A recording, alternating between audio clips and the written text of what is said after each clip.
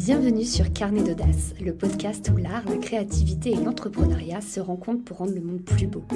À chaque épisode, nous explorerons les parcours de ceux qui, avec passion et audace, partagent leur vision du monde et l'amour du papier, de la création et de l'esthétique. Je suis Floriane, fondatrice de Maison Pan, et je vous invite à découvrir comment l'audace transforme le quotidien en un terrain d'inspiration sans fin. Aujourd'hui, nous partons à la rencontre de Raphaëlle Malou, architecte d'intérieur et fondatrice de Studio Raphaël. Elle va nous partager son parcours de son stage déterminant à la création de son propre studio, en passant par des collaborations avec des agences prestigieuses. Mais ce n'est pas tout. Raphaëlle nous parlera aussi de l'importance du papier dans son travail et de comment cet élément simple a nourri sa vision du beau. Un épisode à ne pas manquer entre inspiration, défis créatifs et audace.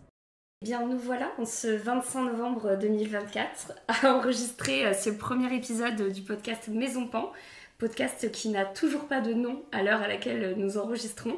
Peut-être que d'ici la diffusion, on lui aura trouvé un petit nom en collaboration avec nos clientes à qui on a lancé le défi de trouver un petit titre sur Instagram. Je me trouve actuellement dans la chambre de Raphaëlle Malouf. Bonjour Raphaëlle, tu es notre invitée de ce jour. Ouais, et j'en suis hyper heureuse parce que ça fait, mine de rien, quelques mois, peut-être 8 mois que tu m'en parles dans ce podcast. Tout à fait. Et j'ai tellement hâte de découvrir les prochaines invitées et les prochains invités parce que je sens que tu as une sélection de pépites à nous faire avec tout ton amour du papier, toutes tes recherches autour de l'industrie du papier et de ce que ça représente dans ta vie. Donc, hâte de voir tout ça. Merci beaucoup, merci d'être là. Raphaëlle, tu es architecte d'intérieur et spécialiste du retail. Tu as un parcours hyper inspirant. Tu as commencé par un bac littéraire, si je ne me trompe pas, puis d'une école d'art, pardon. Tu as affiné ton savoir-faire au sein d'agences prestigieuses avant de te lancer avec ton propre studio qui s'appelle Studio Raphaël en 2021, si je ne me trompe pas. Exactement, je crois que tu as fait toutes les recherches. Exactement, merci LinkedIn. Aujourd'hui, on va plonger dans ta vision du design d'intérieur et ton lien particulier avec le papier et la papeterie, qui est un élément essentiel de Maison Pan. J'ai hâte donc que tu nous racontes et que tu nous parles de ce qui t'inspire, de ta manière d'intégrer l'authenticité et l'émotion dans les espaces que tu crées et que tu nous racontes tout l'art du design et du retail en particulier pendant cet épisode qui durera le temps qui durera. Je n'ai pas de limite personnelle. Ça, on aime. Voilà. Raphaëlle, comme je disais, on est dans ta chambre. C'est toi qui as choisi l'espace dans lequel j'allais t'interviewer. Est-ce que tu peux nous décrire un peu le lieu pour ceux qui ne voient pas la vidéo et nous expliquer pourquoi on a choisi ce lieu? Moi, j'ai choisi la chambre parce que du coup, je suis créatrice d'univers, c'est mon métier. Entre autres compétences que je dois mettre au service des commerçants et des marques, je crée des univers et je trouve que c'est l'univers qui, pour le moment, respire le plus et en même temps est le plus immersif dans ce joli petit appart dans lequel je viens d'emménager. Et c'est aussi un endroit très apaisant avec pas mal de tonalités de vieux rose que j'ai mélangé à du vert à la durée et du canage et plein de petites loupiottes et je pense que ça me représente bien. Je pense que c'est aéré, lumineux, un poil poétique et avec quelques petites touches d'histoire parce qu'on a du vieux bois et voilà. C'est vrai que ça te ressemble beaucoup, moi qui te connais un peu plus et qui ai pu travailler avec toi pendant quelques mois sur l'ouverture d'une seconde boutique. C'est vrai que tous ces petits détails, c'est une des raisons pour lesquelles j'ai travaillé sans aucune hésitation avec toi et c'est ce qu'on retrouve au cœur de nos boutiques et des boutiques avec lesquelles tu as pu travailler. C'est ce sens du détail, du petit objet qui va faire toute la différence et qui va raconter l'histoire d'un commerce ou d'un lieu. Donc je trouve ça hyper intéressant. Et c'est un work in progress. Donc tu vois, ça fonctionne aussi. C'est-à-dire il y a encore beaucoup de choses que j'ai envie de faire, plein de petits détails que j'ai envie de rajouter. Notamment rajouter des petits pompons par-ci par-là, dessiner sur les murs et ce genre de choses. Donc ça correspond un peu à tout projet. Tout projet, on essaye de les finir, mais il y a toujours un maximum de potentiel à développer dans chaque espace. Exactement. C'est sans fin. Sans fin et sans limite. J'aime bien commencer par le fait que... Enfin, j'aime bien commencer, je parle comme si j'avais le podcast depuis très longtemps. Ouais, mais tu t'en sors trop bien. C'est le premier. J'aime l'idée de commencer plutôt par le fait que tu vas te présenter un petit peu, mais que si c'est possible, tu nous racontes un peu ton enfance pour qu'on comprenne un peu mieux ce qui t'a amené à être la personne que tu es aujourd'hui et qui a fait que tu as choisi ce métier-là plutôt qu'un autre. Voilà, donc je te laisse parole et que tu nous laisses tout, que tu te permettes de tout nous raconter. Ça marche. Bah écoute, je pense que c'est... J'ai très peu de souvenirs d'être à l'école, tu vois. J'ai des souvenirs de bricoler, de dessiner, de découper effectivement du papier, d'avoir des carnets, de beaucoup lire. Et là-dedans, j'ai le souvenir de tout le temps être accompagnée par mes parents. C'est-à-dire que ma mère, elle est tout le temps là pour me faire découvrir des nouvelles petites techniques de peinture sur porcelaine, de création de petits vitraux, de création d'origami. Elle est tout le temps dans le cadre et ça se passe dans la maison familiale qui a... dans plein de petites régions comme ça où on est allé... En fait, c'est vraiment plein tu vois, de petits flashs, de petites madeleines de Proust où tu saisis un moment, il y a une lumière, il y a un endroit, c'est sur la table du jardin, il y a le bruissement des feuilles. Et c'est que des trucs comme ça où soit j'ai le nez dans un livre, soit je suis en train de fabriquer quelque chose avec des gens que j'aime. Je pense que sur la partie livre, la bibliothèque familiale était très fournie. Et j'ai un papa qui aime beaucoup après débattre effectivement de... Ils faisaient quoi tes parents ? Alors, mon père est militaire. D'accord. Mais tu vois, il a commencé par essayer de faire une école d'art. Ok. Et par finalement s'engager dans sa carrière qui correspondait à la carrière de son père. Et ma mère, elle est artisan, elle est peinte sur porcelaine. Et elle a vraiment développé ça en puissance avec les années. Et je pense que toutes les deux, on a un peu ce truc, on l'a toujours eu dans notre vie, on a toujours été en train de fabriquer des trucs avec nos doigts. Et on essaye de donner ça, on essaie de donner à ça de la puissance dans nos métiers. Ok. Donc du coup, c'était un peu une évidence pour toi d'aller vers des ça études littéraires et d'art ou... Mais tu sais, c'est marrant que tu me poses la question parce que j'ai souvent répondu en interview que je savais pas trop pourquoi j'avais besoin de faire ce métier. Envie, ça c'est sûr, mais pourquoi j'ai besoin de le faire ? Pourquoi j'y reviens toujours, même quand je me dis « Ah, est-ce que je pourrais pas partir en ostéopathie » ou ce genre de choses. Et j'ai perdu le fil de ta question, pardon. Raconte-moi ton enfance. Bah en fait, non, c'est juste que c'est vrai que en reconstituant toutes les petites madeleines de Proust comme ça de mon enfance, je me suis rendu compte que ça venait pas de nulle part et que c'était sûrement ce dont mon âme avait besoin en tout cas. Okay. Voilà. Et t'as des frères et sœurs ? Et j'ai des frères et sœurs qui sont pas du tout dans le domaine, ils sont dans la diplomatie, l'ingénierie. J'en ai un qui est garde forestier au Québec, c'est incroyable, il vit une vie d'aventurier et... C'est vrai que dans la famille, il y a un côté très aventurier et je suis peut-être la plus posée et la plus le nez dans mes petits papiers, dans mes... D'accord. Ce qui me surprend d'ailleurs, toujours beaucoup. Ouais, et je suis toujours là dans ma chambre. Donc du coup, tes parents, ils t'ont vraiment laissé libre de choisir tes études, ils t'ont poussé là-dedans ? Oui, ils m'ont poussé, ouais. Okay. Après, pour eux, le seul point très important, c'était que ça soit toujours de haut niveau. C'est-à-dire ne pas rentrer dans le premier BTS venu ou la première école, mais que ce soit toujours dans les grands réseaux, ou que ce soit des formations qui soient vraiment très bien valorisées par l'État, ou que ce soit des formations qui sont en alternance où on rentre tout de suite dans des grands groupes comme L'Oréal ou ce genre de choses, pour que ce soit toujours rattaché à la dimension pragmatique. Et là-dessus, on retrouve un peu mon métier, c'est-à-dire que bien sûr que je vais à fond dans l'esthétique, mais c'est le côté pragmatique et comment ça sert en fait un propos, un commerçant, une marque qui fait que ça me garde les pieds sur terre. D'accord, ok. Le rationnel et l'esthétique, le kiff et le... Un équilibre parfait. Et la rentabilité. Ouais, voilà, c'est ça. Okay. C'est ça. Et ça, tu l'as appris dans tes études, parce que moi, j'ai dit tout à l'heure que tu as fait une école d'art. Est-ce que c'est peut-être plus large ou plus profond que ça ? J'imagine que tu as un diplôme très spécifique. Ouais, en fait, c'est la prépa qui était prépa art. Et là, pour le coup, ils nous ont poussé à vraiment aller le plus loin possible avec justement très peu d'ingrédients, papier, colle, ciseaux, crayons...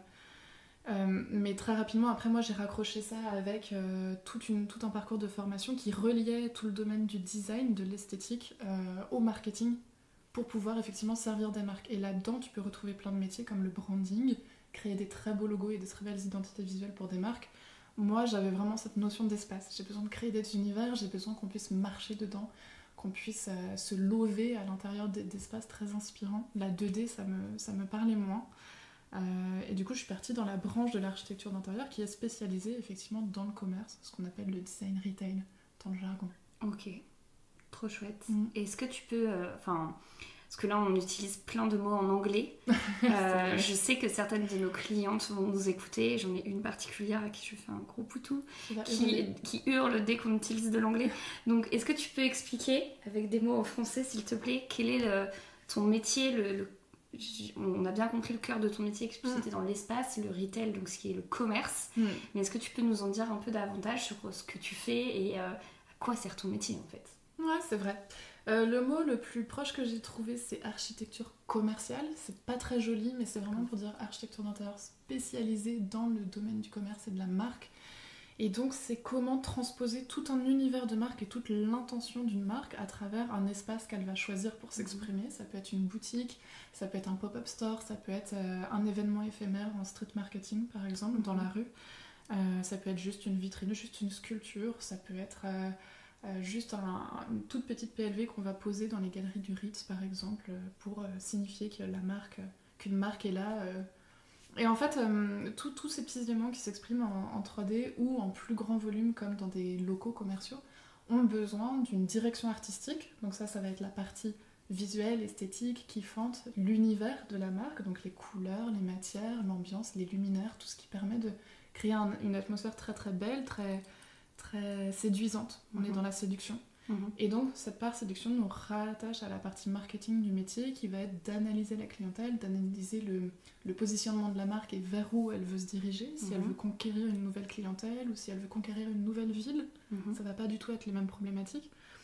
Et comment on invite justement cette clientèle à naviguer à l'intérieur de la boutique à travers un parcours client où on va venir étudier effectivement quel produit on met à quel endroit, en le scénographiant de quelle manière, pour qu'il puisse rencontrer sa cible le plus fluidement et le plus spontanément possible.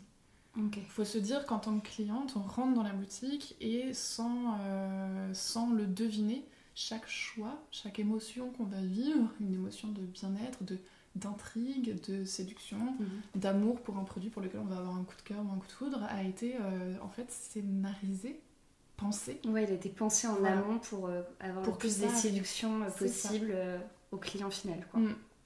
Ok. Et même dans des... Parce que là, tu parles beaucoup d'univers plutôt luxe quand tu cites le Ritz, etc. Je sais que tu as travaillé aussi pour Bonpoint, il me semble. Ça, c'était le premier coup de foudre pour ce métier, ouais. Est-ce que c'est un métier, du coup, qui n'existe que pour ces modèles-là ou ça peut exister pour n'importe quel... Enfin, je sais pas, est-ce que Ikea, par exemple, fait appel à des personnes comme toi ou... Ouais, totalement. C'était marrant parce que dans notre promo, justement, on avait tous les types de profils qui s'exprimaient. Et notamment, on a des très grands groupes comme Ikea, mais même Carrefour, tu vois. Carrefour qui a besoin... Ou alors, je prends Carrefour. Pour le coup, tu vois, je vais te faire un mix un peu luxe et un peu pas luxe. Carrefour s'installe au Maroc et veut s'installer dans des quartiers qui sont très résidentiels et où la clientèle a un peu de pouvoir d'achat. Et en fait, on va se retrouver avec une version de Carrefour. C'est vraiment passionnant à voir. Ceux qui vont au Maroc, que ce soit à Casablanca ou à Rabat, vous pouvez aller voir, c'est très amusant. On se retrouve dans des très très très beaux carrefours qui sont pas du tout intimidants parce que justement, les personnes ont fait en sorte de créer un sentiment de premiumisation, donc de plus d'élégance, plus d'intention dans le choix des matériaux, le choix des gondoles, des étagères sur lesquelles on va placer les produits et créer plein de petits moments autour du chocolat, autour de l'épicerie, autour de la poissonnerie. Mais sans être intimidant et en gardant en fait ce côté bon marché de Carrefour. Donc ça, c'est un super exercice, mais un Carrefour basique du coin de la ville. D'ailleurs, à un moment, Carrefour a fait une bascule en devenant Carrefour City et en changeant toute son atmosphère autour du gris, du vert, un vert tendre, légèrement pomme. Et en fait, très rapidement, ils ont refait l'intégralité de leur boutique. Et je sais pas si ça parlera aux gens, mais moi je me souvenais effectivement de rentrer dans un vieux Carrefour et puis de revenir, et puis c'était un Carrefour tout beau, tout bien pensé, où on trouvait une plus grande œuvre de chocolat, par exemple, les oranges pressées qu'on va venir placer à l'entrée. On vient placer la machine à pressage d'orange à l'entrée, parce que quand tu rentres, tu sens l'odeur. Ouais, c'est vrai, le matin, t'as envie d'avoir un petit jus vitaminé. Et puis ça raconte le frais. T'as l'impression que du coup, tous les légumes qui sont en face de toi sont beaucoup plus frais, parce que tu as cette odeur dans le nez qui t'accompagne. Et... Donc il y a une part de lien à tout ce qui est connectivité dans ton cerveau, en fait. Sensorialité. Dont tu te rends pas compte, en fait. Exactement. C'est que de la cognition instinctive et immédiate. Odeur, son, lumière, couleur, toucher, température. Et du coup, ça a un réel impact derrière, à la fois, donc j'imagine, sur le bien-être du client qui va forcément acheter, mais du coup, je parle en tant que commerçante, sur l'impact sur le nombre de ventes qui va avoir lieu, sur l'état du chiffre d'affaires. On peut réellement avoir une vraie différence concrète Nous, c'est notre objectif, effectivement. Maintenant, c'est très difficile à chiffrer et surtout, il y a des paramètres essentiels qui interviennent. Et moi, c'est ça que j'adore quand je travaille avec toi. C'est que toi, par exemple, tu as une puissance dans le discours de marque et dans l'accueil de la clientèle qui fait qu'en réalité, je pense que tu pourrais avoir la boutique la plus simple du monde. Tu aurais quand même un très beau volume de vente parce que tu as une façon d'accueillir ta cliente et de l'amener à travers les produits tout en respectant son espace privé, sa petite bulle qui, moi, la première fois que je t'ai rencontrée, la première fois que j'ai passé du temps dans ta boutique, qui m'a subjuguée. J'ai trouvé ça très très bien fait. Tu le racontes très bien dans des podcasts et des interviews. Et en fait, on a plein d'autres choses qui fonctionnent, qui sont très très importantes. Le discours de marque, l'intention, la présence du vendeur, de l'ambassadeur ou de l'ambassadrice de la marque, effectivement, dans sa propre boutique. La façon dont la fondatrice ou le fondateur de la marque va s'exprimer sur les réseaux. On est le maillon d'une très très grande chaîne. Jusqu'à ce magnifique sac Maison Pan avec une dorure à chaud que tu donnes à la fin et le geste que quand tu le remets dans les mains de la personne, en fait chaque petit détail compose une grande chaîne. C'est la seule difficulté, c'est que parfois c'est difficile de savoir effectivement quel acte, quelle action dans tout ce grand parcours, dans la communication et la boutique et la relation client aura le plus d'impact. C'est pour ça qu'il faut souvent faire des tests, déplacer des meubles, changer de discours de vente, essayer des Et toi, tu interviens sur toute cette chaîne, justement? Non, ou qu'à un moment précis? Ok. Ouais. Toi, moi, tu je vas suis être vraiment volume, espace. Et tous les éléments là dont tu parles, le sac, l'accueil du client, etc., c'est des choses que tu vas aller chercher en posant des questions à ton client, toi, du coup? C'est ça, ouais. En m'immergeant un peu avec lui le temps d'une journée. Ok. Ouais, c'est pas en un interviewant fiche que l'on remplit Non, ça c'est le tout début. J'aime bien faire remplir effectivement tout un petit questionnaire qui rentre un peu dans la profondeur, mais après il faut que je vois effectivement comment le commerçant s'en sort au quotidien dans sa boutique et comment les vendeurs, ce qu'on appelle les ambassadeurs de vente, incarnent en fait leur marque et leurs produits. Quand on arrive sur ton site, il y a une petite phrase d'introduction que j'ai trouvée intéressante qui dit « Le design retail est un puissant levier pour incarner votre marque en un lieu physique, l'émotion pour la révéler. Se démarquer par votre sensorialité, votre raison d'être, votre esthétique unique, c'est toucher plus intimement votre cible et créer un lien durable avec elle. » Comment toi tu parviens à faire tout ça, à créer ce lien, cette émotion, juste en partant de 4 murs qui tiennent debout? Ouais. C'est vrai que moi, ma pierre angulaire, c'est tout le temps le coup de foudre. Moi, je suis beaucoup dans le langage de la séduction. Je suis un petit peu moins dans le langage rationnel parce que ça, pour moi, c'est des bases qui sont très largement acquises depuis mes années passées en agence. Donc toute la dimension marketing, elle est très simple et très évidente pour moi à mettre en place dans la boutique. Et du coup, je vais avoir vraiment envie de me centrer effectivement sur toute cette sensorialité. Pourquoi ? Parce qu'en fait, le langage sensoriel, c'est celui qui accède le plus rapidement au cerveau. Par les stimuli sensoriels, donc odorat, ouïe, vue. Le goût, parfois, quand on fait découvrir des produits dans des épiceries fines ou ce genre de choses. Mais en fait, c'est celui qui est le plus rapide et c'est celui qui contourne toute la partie rationnelle du cerveau qui va venir questionner toute cette partie ou qui effectivement vient se dire est-ce que j'en ai besoin, est-ce que c'est pertinent, est-ce que j'ai pas passé trop de temps dans cette boutique, est-ce qu'il fait pas trop chaud et ce genre de choses. On est sur un rapport immédiat entre l'univers de la marque et le corps qui est en train d'évoluer dans cet univers de marque. Et c'est ça qui m'intéresse effectivement. Donc là-dessus, je vais beaucoup partir sur des contrastes visuels, contrastes de couleurs, contrastes de matériaux. Je vais scénariser plein de petits endroits qui vont me permettre de créer des points visuels, des stimuli visuels comme pour Maison Pan, créer un grand mur de fleurs, un grand mur d'enveloppes, ce genre de choses. Jouer effectivement sur les sons, donc je suis pas hyper dans le sound design, mais par contre ça va plutôt être est-ce que j'entends mes pas sur le sol, donc quelle matière je vais mettre au sol, est-ce que j'ai un bois dur pour les meubles ou ce genre de choses. Ok. Et là toute cette offre là, comme tout à l'heure tu me parlais de Carrefour, de ça, on parle de grands noms, de grands groupes.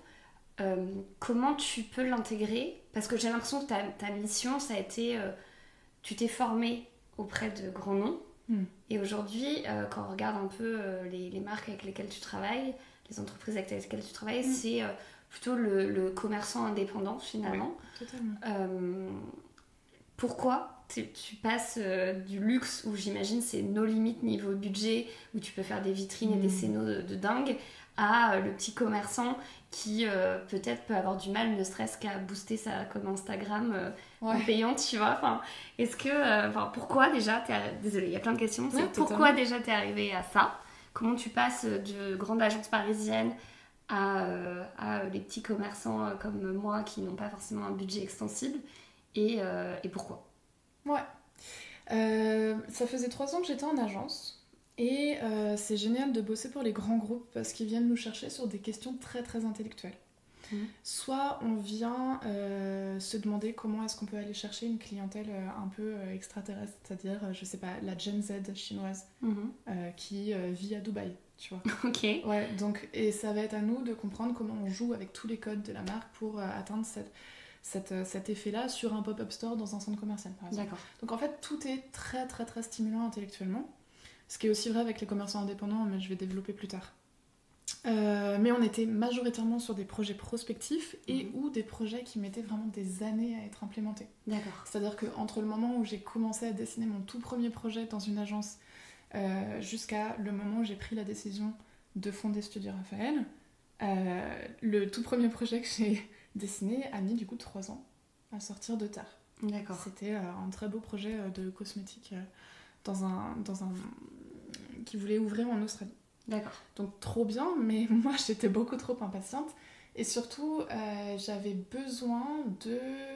un vrai besoin d'accompagner toutes ces marques que je voyais se développer sur Instagram. J'étais tout le temps fourrée sur Instagram et je voyais toutes ces personnes, un peu comme toi, tu vois, des personnalités driveuses, locomotives, solo ou en duo, tu vois, mais qui créent des univers à part entière et qui les incarnent, qui les personnifient plutôt, voilà, qui les personnifient. Et moi, tout ça, ça me mettait des paillettes dans les yeux, parce qu'on vous entend directement parler de votre ambition, parler de votre intention, parler de pourquoi vous êtes en train de travailler tel produit, et c'est ce qui me passionnait. C'est ce qui me manquait, c'était ce contact humain. Et c'est quelque chose que, du coup, j'ai tout de suite trouvé en fondant mon studio, puisque là, pour le coup, je suis allée à la rencontre de chaque personne individuellement. Et c'est vraiment une rencontre de cœur créatif à cœur créatif à chaque fois. Je pense que ça aussi ça manquait, c'est-à-dire qu'avec L'Oréal ou Moët et Chandon, on s'adresse à une unité marketing qui est dans un grand siège social quelque part à Porte de Champéret et qui n'a pas de lien affectif avec la propre marque avec laquelle il bosse. Là, on joue avec directement votre... et jouer n'est pas du tout le bon terme, excuse-moi, mais on rentre avec vous directement dans le cœur de votre ambition. Ça crée des liens qui forcément se mélangent à de l'affectif. On mélange le professionnel, l'affectif, la passion. Et c'est ce que j'exprime sur mon site internet quand je dis c'est le cerveau stratégique et le cœur créatif. C'est pas que pour l'ambivalence de mon métier, mais c'est aussi dans la rencontre avec les gens. Et il y a une personne qui exprime ça très très bien sur mon podcast, qui est une designer qui s'appelle Eva Ishkanian. Et le podcast s'appelle Story Feeling. Et elle, concrètement, à chaque fois qu'elle rencontre une cliente ou un client qui est du coup commerçant indépendant, elle s'attache à d'abord comprendre profondément la personnalité qu'elle a en face d'elle et quel est le point de transformation sur lequel elle intervient. Est-ce que c'est un fils qui a été dans le commerce familial du coup toute sa vie mais qui n'a jamais eu sa place et qui tout d'un coup prend sa place à 50 ans et qui tout d'un coup a son propre bureau et qui tout d'un coup reprend l'affaire. Et donc c'est quoi la psyché là-dedans, c'est quoi aussi les enjeux humains pour lui-même, ou que ce soit une commerçante notamment par exemple qui sortait en fait d'une bataille contre un cancer et en fait ça fait partie de vos vies, ça fait partie de votre entreprise, tous ces événements de vie là, et donc par exemple pour cette commerçante là elle a beaucoup travaillé sur sa personnalité à elle. Et du coup elle a fini par faire un immense plafond de fleurs comme célébration de cette personnalité très vivante déjà. D'accord. Et puis très poétique. Donc on a une lecture beaucoup plus personnelle et beaucoup plus profonde de vos projets et ça nous donne encore plus de billes créatives pour créer des très beaux espaces. Ouais, je comprends. C'est en fait tu te permets de lier un côté très intime de l'histoire personnelle de chacun qui se reflète forcément au travers de l'entreprise. Notamment dans le commerce où on sait qu'en tant que commerçant on fait un peu tout. On va être à la fois la vendeuse, la conseillère, la comptable, celle qui va faire le merchandising, la sélection des produits, etc. Donc forcément, il y a toute notre personnalité qui sort dedans. Et c'est vrai que des personnes comme toi qui peuvent nous accompagner sur des compétences qu'on n'a pas en tant que commerçant ou sur lesquelles on n'a pas le temps de se plonger, c'est hyper important et ça va vraiment créer la différence pour notre client final qui, lui, va mieux comprendre notre histoire, notre univers. Ça va permettre de mieux cibler aussi les bonnes personnes. Parce que c'est sûr, si tu as 4 murs debout et juste ton produit, ça peut un peu troubler et pas forcément un peu refroidir aussi l'histoire. Et c'est surtout que c'est un peu...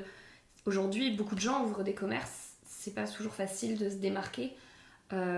Et du coup, c'est vrai que des professionnels comme toi qui arrivent, ça nous permet de savoir comment faire la différence et de faire avec un œil extérieur ressortir des choses qui pour nous paraissent, oui, bah, c'est nous quoi, c'est logique, mais que toi tu arriveras vraiment à le mettre en exergue, à le valoriser davantage pour le rendre plus cohérent par rapport à l'histoire qu'on a envie de raconter derrière nos produits et nos sélections. Vous êtes toujours ultra inspiré. Vous avez votre grande étoile, la brillante, qui est votre ambition que vous essayez de décrocher et vers lequel vous tendez plus chaque jour, mais par contre vous avez vraiment la tête dans le guidon, effectivement. Ce qui est normal puisque vous assurez tous les rôles. Ouais, et on peut pas être partout. C'est impossible. Enfin, personnellement, je l'ai compris très vite qu'il fallait se faire très très bien entourer, que ce soit avec des super photographes, avec des personnes qui sont capables de te faire du contenu de marque, ou avec des gens comme toi qui sont capables d'animer un espace. Moi, la première, quand je suis arrivée à Angers et que j'ai découvert la boutique, j'ai eu un gros coup de cœur sur cet étage, avec cette grande lumière et ces espaces assez dingues, avec ces arrondis à certains endroits. Bref, je voyais le potentiel. Mais à part peut-être peindre les murs en beige et avec un espace un peu plus bleu, je suis pas sûre de pouvoir faire ce que toi tu nous as fait. T'es trop humble, t'avais des super idées. Et ouais, mais les idées, c'est bien, mais il faut savoir les concrétiser. Entre ce que tu vois sur Pinterest et ce qui t'intéresse vraiment et qui... voilà, mais après le modéliser en vrai, avec ce sens du détail que tu as. Que tout moi, dialogue et... personnellement, je sais pas faire et surtout, j'avais pas le temps. Parce que c'était en phase de recrutement, c'était en phase de... On a toute une espèce stratégique derrière qui est hyper important, donc qui est moins poétique dans notre métier, mais qui est hyper important aussi pour la réussite et la fonction de l'entreprise. Enfin, le fonctionnement, pardon, de l'entreprise. Mais voilà, voilà, en tout cas, je sais à quel point c'est important. S'il y en a qui doutent encore sur le fait de se faire bien entourer par les pros, Bah, c'est ce que j'allais dire, t'as des commerçants autour de toi qui t'ont posé la question quand même de pourquoi tu faisais tout ça. Ouais, beaucoup m'ont dit non mais Floriane, tu vas chez Ikea, tu peins le mur avec des copains le week-end, ça suffit. Même alors, pour tes photos, hein, même pour ta com. Pour plein de choses en fait, on me dit que je gagnerais plus d'argent à le faire moi-même. Alors c'est vrai qu'on ferait des économies, ça c'est sûr, parce que c'est un coût tout ça, c'est des métiers qui coûtent cher et qui se payent et à raison. Mais je sais au fond de moi que... aujourd'hui, l'entreprise, elle vit, elle grandit, elle évolue parce que justement, c'est pas moi qui vais faire des photos toutes pourries sur Instagram qui n'auront pas le même impact au moment où je la publie. Je parle pas en nombre de likes, etc. Mais je parle en bonne cible cliente et en bonne cohérence par rapport à tout l'univers qu'on vend. Comme tu dis, on peut pas offrir un sac avec une belle dorure à chaud à la fin si derrière on fait des photos toutes nazes. Enfin, en tout cas, moi, c'est pas dans mes valeurs. Donc je pense que oui, il y a plein de types de commerce indépendants et qu'il y a plein de choses. Mais aujourd'hui, le commerce, c'est quand même un truc qui va pas très bien. Les gens achètent beaucoup sur internet, tant mieux si tu as un site qui permet de compléter, mais dans la réalité, nous, notre métier, c'est du retail, c'est de la relation client. Nous, on a envie d'avoir nos clients dans nos boutiques. Et donc, les clients, ils ont besoin d'avoir quelque chose de différenciant qui leur fasse sortir de leur quotidien, qui leur donne un peu de poésie dans tout ça.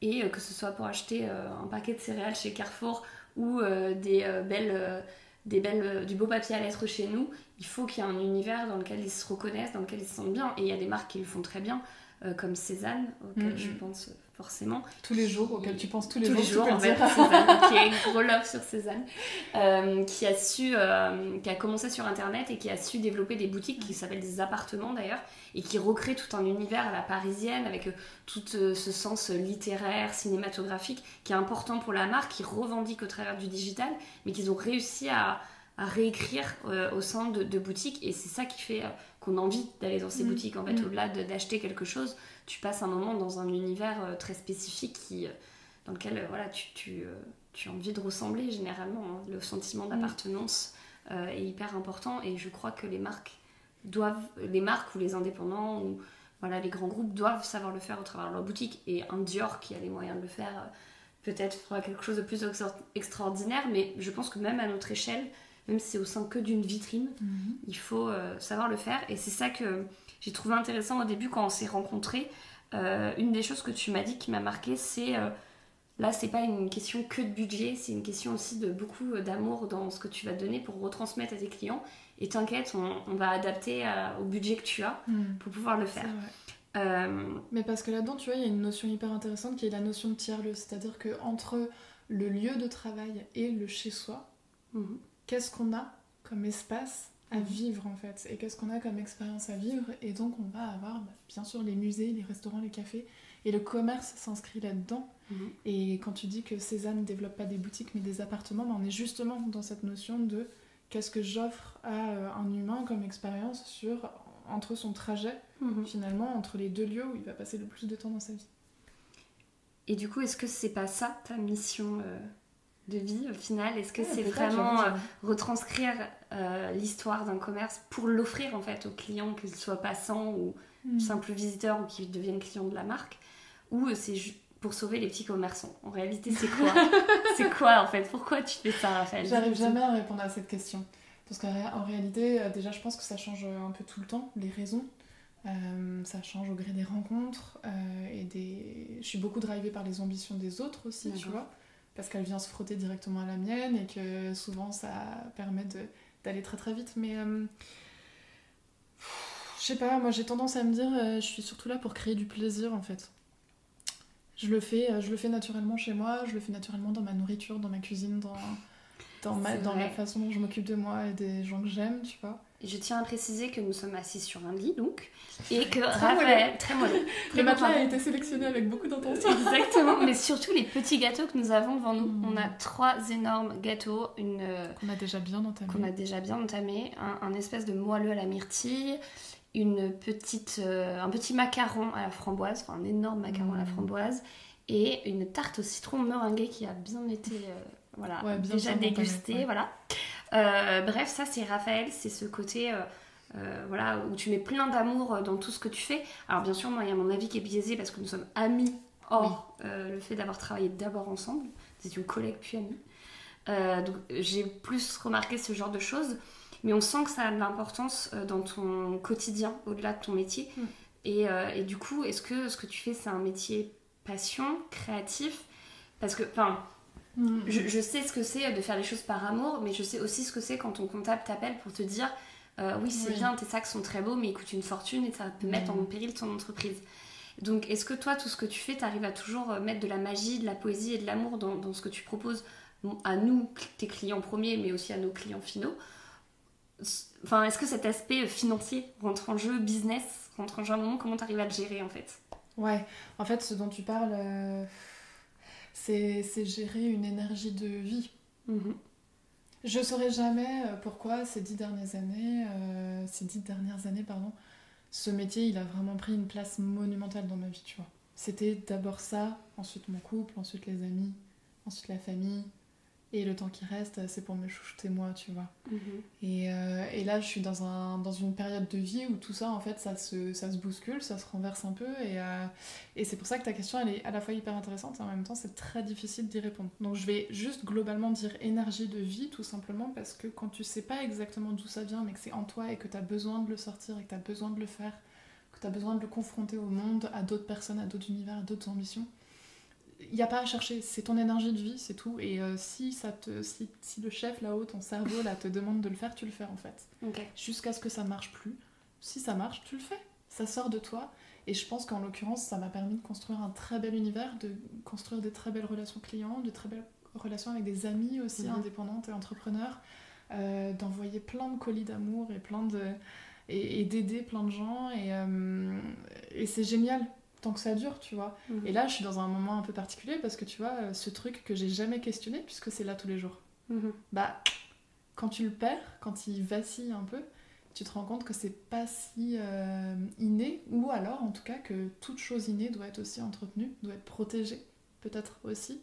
Qu'est-ce que tu perds? C'est ta créativité? C'est ton envie de donner de l'amour? C'est quoi? C'est l'envie. Alors c'est très difficile de dire ça à voix haute parce que ça me ressemble pas du tout. Et si tu ne souhaites pas en parler, on peut... non, c'est parce qu'en réalité c'est un sujet passionnant. de perdre un truc et de te demander comment tu le récupères. Je pense que j'ai moins d'amour à donner. Ou alors, je dois le requalifier. C'est-à-dire, j'ai vraiment passé les 10 dernières années à le dilapider avec un immense plaisir. Tu vois, j'ai jamais trop compté ça. J'ai jamais compté les heures, les chiffres, les cadeaux, le temps passé avec les gens et tout. Et c'est délicieux. Tant que tu peux le faire, fais-le, tu vois. Là,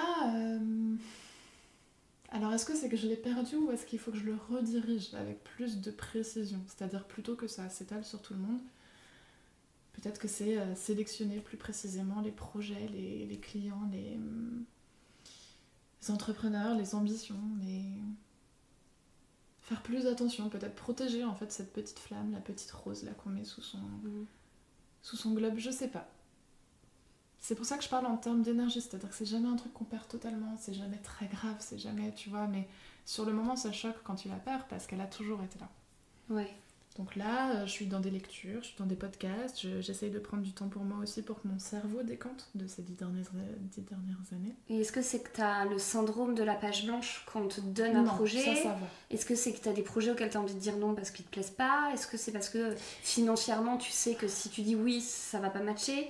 Enfin, qu'est-ce qui fait qu'aujourd'hui tu questionnes non pas ton métier, mais plutôt la dose d'intensité et de poésie que tu vas mettre dans un projet? Je re-questionne pas la poésie. Je pense que l'intensité c'est le bon terme. Ce qui me fait peur actuellement quand on m'appelle, et c'est particulier d'avoir peur quand on t'appelle alors que t'adores ça, tu vois.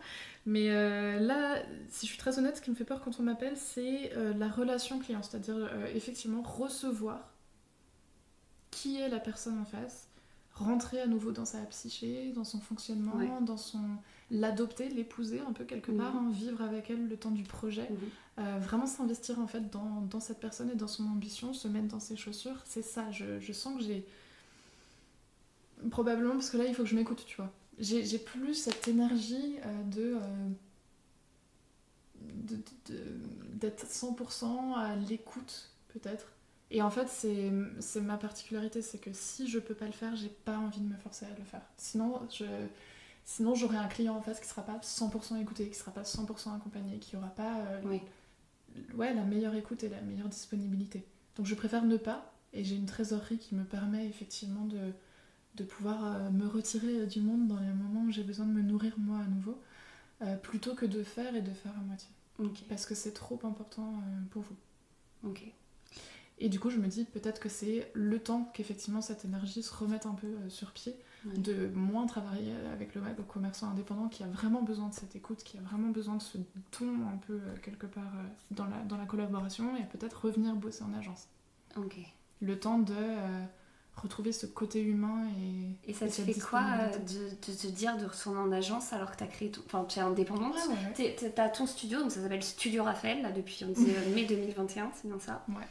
Ça porte ton nom, donc c'est toute ton âme qui est dedans, donc ça a beaucoup de sens quand on met son nom, son prénom dans une marque, on devient une marque, on vit totalement et on incarne totalement. Voilà. Donc Studio Raphaël, c'est toi. Là, tu me dis peut-être retourner en agence. Ça veut dire c'est un statut de freelance, c'est ça? C'est une entreprise? Bah pour le coup, effectivement, ça deviendra le terme freelance, c'est-à-dire je garde ma structure d'entreprise actuelle. Donc là, c'est juste que je nourris moins Studio Raphaël, mais je passe plutôt en sous-marin du côté des agences. Ok, et ça, tu le vis comment? Écoute, j'ai toujours pensé que je me jugerais le jour où je referais ce pas-là. Parce que c'est particulier en fait de redisparaître un peu du radar et de moins exprimer son univers et sa vision en tout cas du métier, mais en réalité tout ça c'est de la barrière psychologique parce que la réalité c'est que je pense que je serais très heureuse de renouer avec ça puisque c'est aussi plein de souvenirs, c'est une période de ma vie où j'étais à Paris et où il y avait un autre foisonnement créatif et un autre foisonnement d'ambition, et je crois que j'ai presque de la tendresse à retrouver ça. Et tu penses peut-être que ça va nourrir justement toute cette âme créative que tu as, pas que tu perds, mais la flamme et l'intention que tu as envie de mettre derrière? Ça va me permettre de retrouver la disponibilité émotionnelle et mentale pour pouvoir à nouveau me réinvestir dans des projets très feu, très flamme comme avec les commerçants indépendants. Et du coup, tu parles de disponibilité mentale. émotionnel. Tout un peu en même temps. Ouais, du coup, comment tu arrives à garder cet équilibre et cette distance qu'on doit avoir quand même, j'imagine, avec nos clients pour ne pas, en tout cas quand tu es sur un projet, ne pas aller trop loin justement dans ce projet qui t'a peut-être perdre ta santé ou ta santé mentale ou physique ou tu vois comme un sportif qui irait trop loin et qui finirait par se blesser. Toi, comment tu arrives à garder ce côté-là créatif où c'est effectivement tout ton corps qui parle et toute ton énergie et en même temps arriver à te dire non mais ce projet-là, c'est un projet qui a un début, qui a une fin, pour lequel on me rémunère et du coup, comme tu dis, à cloisonner pour garder ta vie en fait, parce que tu as une vie à côté et qu'elle continue sans tout le reste prenne le dessus quoi. Quel conseil un peu vraiment, s'il y a des gens qui y arrivent sur cette planète, je veux bien les tips. Il faudrait peut-être que je me penche sur certains podcasts sur ce sujet-là, effectivement. Je pense que je me fais confiance. En fait, c'est comme écouter ton client, hein, tu t'écoutes toi-même. Au moment où tu sens que ça commence à devenir limite, tu prévois une bulle de temps ou une bulle d'espace ou je sais pas trop. Moi, je me fais confiance. Je fais confiance à mon tempérament calme, qui me permet d'être calme dans ma tête, même quand il y a tout un bouillonnement d'idées et de problèmes. Je me fais confiance dans le fait que j'ai de toute façon un besoin de mener les projets à terme, ce qui fait que je sais que j'irai toujours à terme et que j'essaierai de toujours faire ce qu'il faut pour. Pour le reste, comme je te dis, c'est une énergie de vie, c'est Studio Raphaël, donc il y a mon prénom dedans, donc je l'incarne entièrement, donc tout se mélange. Donc je sais pas si je suis la plus intelligente sur cette réponse, tu vois. Aucun conseil. Moi, j'ai tendance à penser qu'il y a très peu de frontières dans la vie de manière générale, c'est-à-dire que tous les domaines, toutes les sensations se chevauchent tout le temps, nos emplois du temps se chevauchent, les liens à la famille, aux amis, aux professionnels. Je sais qu'il y a des gens pour qui c'est très très très important de cloisonner. Et j'admire vraiment quand j'en croise. Moi, je crois que j'aime cette vision du monde où tout fait partie d'un tout. Et où on cloisonne pas. Mais du coup, quand tu étais en agence à Paris, tu cloisonnais peut-être plus facilement ? C'est plus facile parce que ton client, il est derrière un écran. D'accord. Okay. Et que le projet est prospectif et qu'il concerne une zone très spécifique d'un centre commercial à Hong Kong, tu vois. Okay. Donc en réalité, effectivement, ça place de la distance. Et du coup, c'était chez Bonpoint que tu as commencé ? C'était chez Bonpoint, ouais. Alors Bonpoint, c'était un stage. Ok. Et c'était un très très beau stage. Et c'est là que j'ai fait un pacte de sang, tu vois, avec le métier, je pense. Vas-y, raconte-nous. C'est qu'en fait, tu rentres dans cette boutique qui déjà sensoriellement est folle parce que dès l'arrivée dans la rue... Rappelle-nous, qu'est-ce qu'ils font, Bonpoint ? Alors, Bonpoint, c'est une marque de luxe, de prêt-à-porter de luxe pour les enfants. Ils ont développé une gamme cosmétique et un parfum aussi, bébé et jeune enfant. Et c'est une marque française et ils travaillent des très très belles matières. Il y a vraiment il y a des défilés de mode. Enfin, c'est vraiment une maison de couture pour enfants, en fait. Et en fait, dès que tu arrives dans la rue, t'es un peu guidé par le bout du nez, par ce parfum de fleur d'oranger qui est caractéristique. Qui est une caractéristique de la maison Bonpoint. Et tu arrives devant ces immenses vitrines et là, en fait, ce n'est pas juste une scénographie vitrine le long de la vitre, mais c'est toute la pièce en fait qui est investie par une scénographie monumentale. Okay. Et notre travail, c'était de réfléchir à cette scénographie monumentale tous les 2-3 mois et ensuite de les développer en plus petit format pour toutes les petites boutiques qu'il y avait à Paris et autour du monde. Et de le faire avec le maximum d'artisanat, c'est-à-dire aller chercher des artistes, des gens qui peignent sur le carton, qui créent des sculptures en fil de fer, ce genre de choses. Ok, waouh. Ouais, donc forcément, ouais, là tu tombes amoureuse. Ouais, donc là t'es devenue... Et là c'était des projets où du coup t'étais en stage, donc tu fais partie d'une équipe. Vous êtes combien à peu près, ce genre d'équipe ? Là, chez Bonpoint, on était 6 à peu près. Il y avait vraiment un cerveau créatif, pur créatif. Et vous vous occupiez que de Bonpoint du coup ? Et on s'occupait que de Bonpoint. Okay. On était à l'intérieur d'une marque. Ok. Ça, c'est extraordinaire. Donc en fait, tu peux soit être en agence, soit travailler sur le long terme, mais toujours pour la même marque, à l'intérieur de la marque, soit être indépendante et avoir plein de projets divers. Oui, moi, tu vois, au début, je m'étais dit que l'endroit où je voudrais exercer mon métier, c'est effectivement la marque en elle-même. Parce qu'effectivement, chez Bonpoint, tu montes l'escalier et tout d'un coup, tu arrives dans le bureau des stylistes. Et elles sont en train de travailler avec tous les swatchs de matériaux, tous les morceaux de tissu et de créer des planches. Et puis tu arrives au côté logistique et là, la pièce est remplie de cartons, un peu comme chez Mendels dans ce Grand Budapest Hotel où il y a cette pièce remplie de boîtes de pâtisserie. Et en fait, toute la fourmilière, toute la ruche bourdonne et on peut passer dans tous les départements et vraiment sentir le pouls de la marque.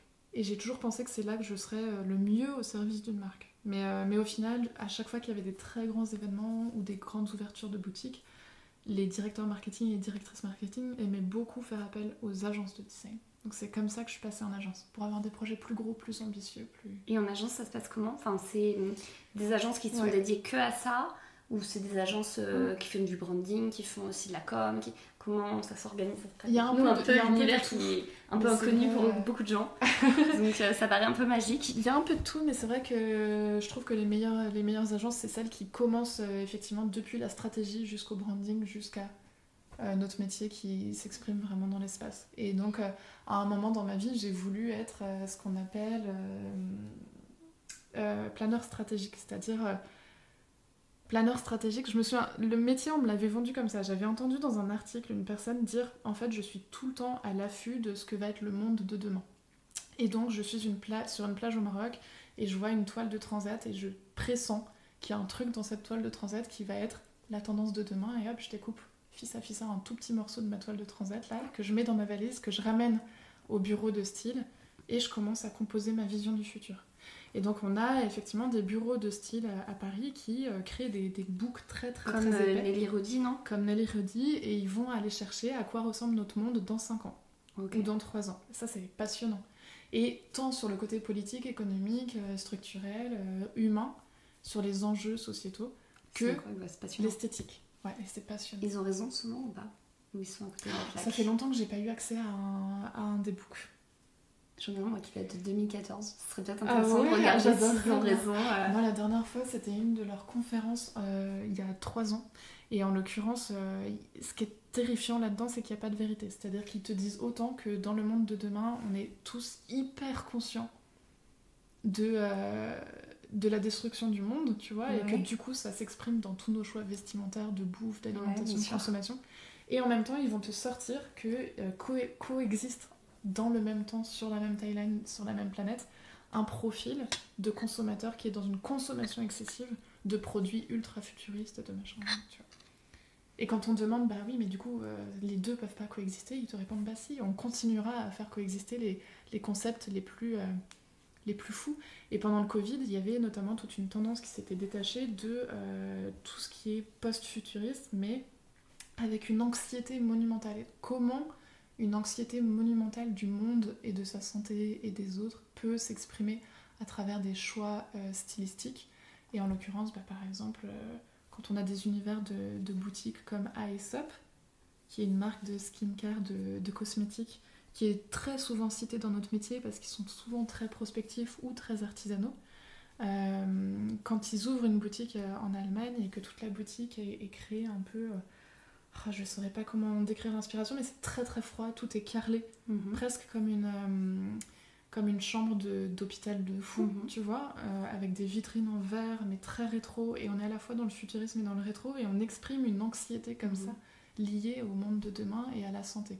Et on rattache ça à la cosmétique, parce que la cosmétique vient rassurer la personne sur le soin qu'elle accorde à son corps, à sa santé, ce genre de choses. C'est passionnant, mais c'est très intellectuel. Tout est pensé en fait. Tout est pensé. Et ok, donc en fait le client il va pas forcément le voir et le comprendre, mais il va sûrement le ressentir malgré lui. Pur, subliminal. Ok. Ouais. Et du coup, est-ce que ta vision du retail et de ce qu'on y propose et des possibilités a évolué entre le moment où tu as commencé, du coup tu devais être en 2019, 2018 à peu près en agence, avec le Covid, comme tu l'as vécu 2020, et après quand tu as eu ta propre agence? Est-ce qu'il y a des choses qui ont profondément évolué, qui ont profondément muté dans à la fois tes process créatifs, mais aussi dans ta vision du retail, dans comment le valoriser, etc. Enfin, est-ce que tu peux me raconter un peu ton cheminement entre Bonpoint et aujourd'hui Studio Raphaël et tes nombreux projets? En vrai, ça n'a pas tellement évolué. C'est-à-dire je reste vraiment fidèle à moi-même. Et je reste fidèle à ce que j'ai appris surtout. C'est-à-dire toute la base du métier, qui est qu'on ne fait pas non plus n'importe quoi avec la marque, ni son univers, ni son produit, ni son chiffre d'affaires. D'accord. Donc ça, après, c'est plein de compétences très diverses et variées qu'on développe pour répondre aux problématiques, mais en réalité j'applique en fait tout ce que j'ai acquis en agence et tout ce que j'ai acquis en me frottant à des marques prospectives et des marques un peu d'élite et tout ce foisonnement très parisien et très intellectuel, je l'ai transvasé dans le commerce indépendant, et inversement, en revenant en agence, je ne perdrai plus jamais ce que j'ai appris et ce que j'ai développé au contact d'un commerce indépendant, d'un commerçant et d'une ambition qui s'incarne dans une personne qui lead ce projet-là. Encore une fois, pas de frontières. Ok. Et on vient te chercher souvent, c'est plutôt toi qui démarches les enseignes, les commerces, comment ça se passe? J'ai de la chance, moi ça fait plusieurs années que je prospecte plus et on vient me chercher. Et c'est ce que j'aime et que je garde en lien effectivement avec le milieu de l'agence, c'est que tu peux bosser lundi, mardi sur un projet de cosmétique et mercredi, jeudi, vendredi sur de la maroquinerie, de la papeterie ou ce genre de choses. Tu n'es jamais figé dans un seul univers.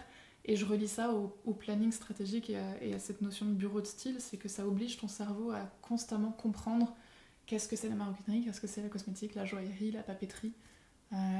Si tu as 3 projets de cosmétique, ils vont être radicalement différents et portés par des personnes radicalement différentes aussi, qui vont se projeter plus dans le futur ou plus dans le passé, la tradition et ce genre de choses.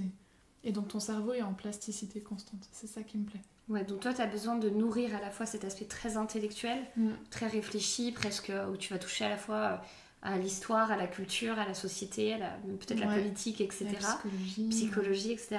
Et en même temps, cet aspect hyper créatif et artistique, où tu vas faire avec tes mains. Toi, tu vas plancher sur quelque chose, et sur un projet, tu vas le modéliser en termes informatiques, où tu vas avoir les matières. Est-ce que tu joues avec ces matières?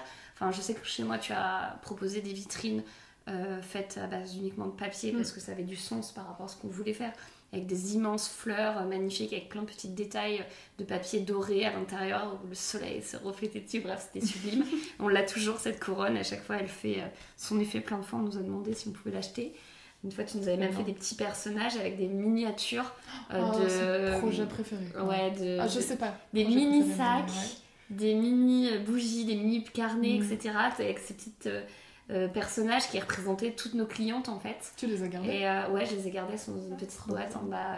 Très bien. Plein de fois, on nous a demandé si on pouvait nous les acheter.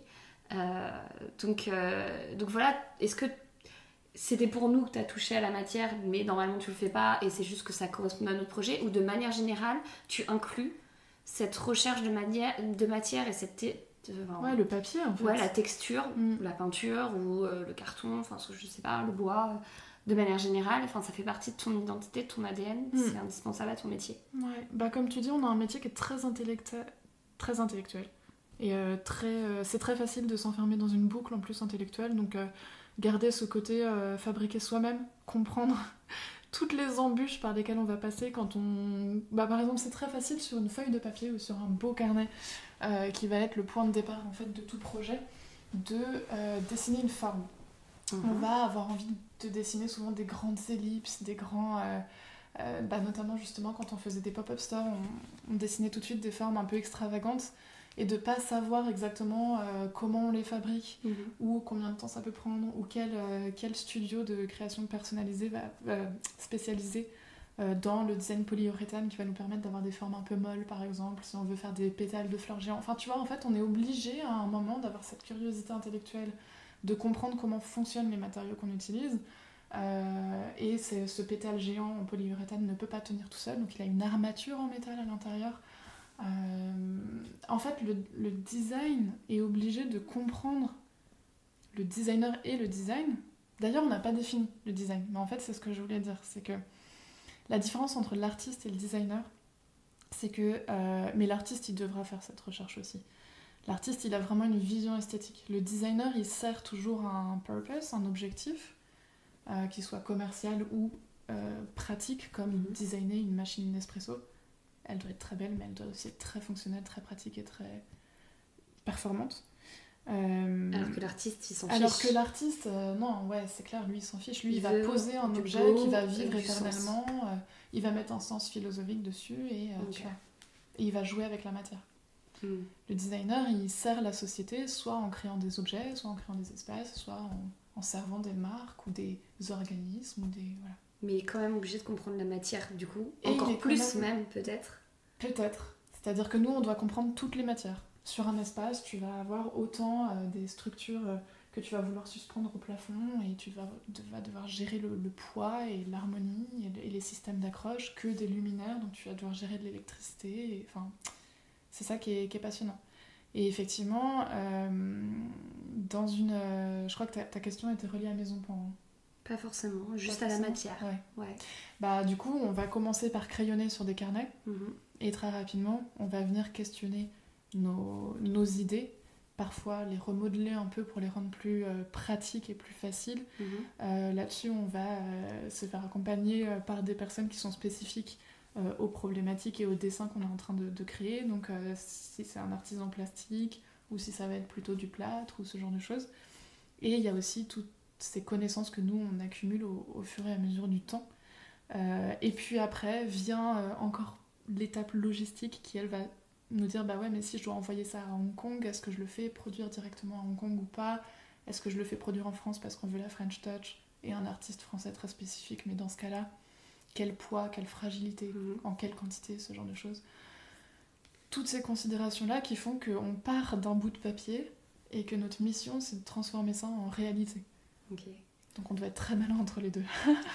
Et on doit être très prudent du papier. C'est-à-dire le papier peut être un piège puisque c'est très facile de laisser glisser ton crayon et de créer des grands gestes et des grands volumes et des grandes ellipses et de rajouter plein de petites lumières suspendues au plafond. Mais c'est ça sa magie, c'est que tant qu'on est encore en train de dessiner sur la feuille de papier ou sur notre carnet, tout est encore possible. C'est le seul moment où pour un designer, tout est encore possible sans aucune limite de créativité. Ouais. Et après tu reconditionnes et après tu tournes la page de ton carnet et derrière tu commences à faire une liste de tout ce à quoi tu dois penser pour enfin le rendre réel et toutes les questions qui vont transformer ce projet effectivement. Et du coup, est-ce que hors Maison Pan, as-tu créé déjà des univers où le papier ou la notion d'écriture a joué un rôle particulier? Est-ce que, par exemple, pour nous, tu as fait des vitrines, mais est-ce que des fois, tu as déjà travaillé sur tout un mobilier en carton, en papier, parce que ça devait être plus pratique ou parce que ça avait du sens? Est-ce que tu peux nous raconter peut-être quelque chose? Carrément. L'écriture, quand tu dis écriture, c'est écrire à la main? Ouais, ok. Bon alors... Enfin si, comme je te dis, ça commence toujours dans un carnet de toute façon. C'est la petite phrase préférée de Maison Pan, mais c'est quand même une phrase bien réelle. Tout commence par un carnet. Tout commence par un trait dans un carnet. Le papier, je l'utilise énormément parce qu'il est extrêmement plastique. Et il est plastique sans rentrer justement dans le côté vraiment plastique. C'est-à-dire il est plastique au sens adjectif, mais il n'est pas plastique dans le sens où on ne va pas utiliser de résine ou de composants toxiques ou de choses qu'on va avoir du mal à recycler. Donc le papier, c'est un produit qui est profondément malléable, qui raconte tout de suite une histoire, parce que tu peux choisir des grammages, des grains, tu peux choisir des couleurs, des teintes de blanc, mais aussi bien sûr de la couleur teintée dans la masse.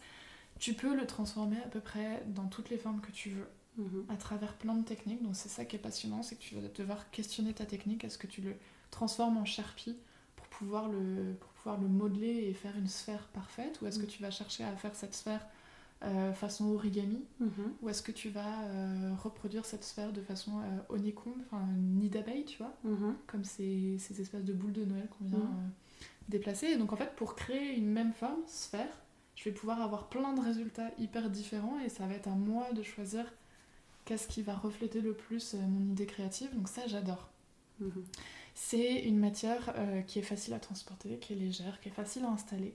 Tu peux très très vite créer du volume et surtout de la suspension. Donc plein de niveaux de lecture. Ça, c'est hyper poétique tout de suite. Et c'est une matière qui se recycle à la fin. Parce que ce qui est très difficile dans les vitrines, c'est de se dire que tout part à la poubelle après. Donc on a après des très belles marques comme Hermès qui arrivent à revaloriser, mais ça a sa limite. C'est-à-dire qu'ils vont donner en fait leur décor de vitrine à des ressourceries. D'accord. En espérant que derrière, il y ait des designers ou des créatifs ou des gens qui vont avoir une idée avec effectivement cette espèce de cheval en bois qui a été créé pour la vitrine du printemps. Mais c'est tellement spécifique que parfois ça marche pas. Je me souviens un jour d'être rentrée à la recyclerie à la réserve des arts à Paris et il y avait ces éléments de la vitrine Hermès qui étaient mais absolument pas réutilisables. C'était des espèces d'œufs de Pâques géants super bizarres avec des visages peints dessus qui étaient un peu glauques. Sorti de la vitrine, toute la magie. D'accord. Tu vois. Et à part avoir besoin d'une forme d'œuf que tu viens recouvrir et tout, difficile à réutiliser. D'accord. Okay. Mais effectivement, plus ça va, plus on pense aussi à la fin de vie de toutes ces sculptures qu'on crée et qui sont, mine de rien, éphémères. Ouais. Et qui sont dans toutes les boutiques les mêmes, par exemple Ça dépend. Il y a des marques comme Hermès qui vont avoir besoin et envie de créer des vitrines très différentes à chaque fois. Et ça passe souvent par de quelle nationalité est la clientèle. Ah oui. Donc tu vas avoir des choses très surréalistes par exemple en Belgique parce qu'on est au pays de Magritte et des choses très pointues à Hong Kong parce qu'on va être dans un côté plus futuriste ou plus dynamique.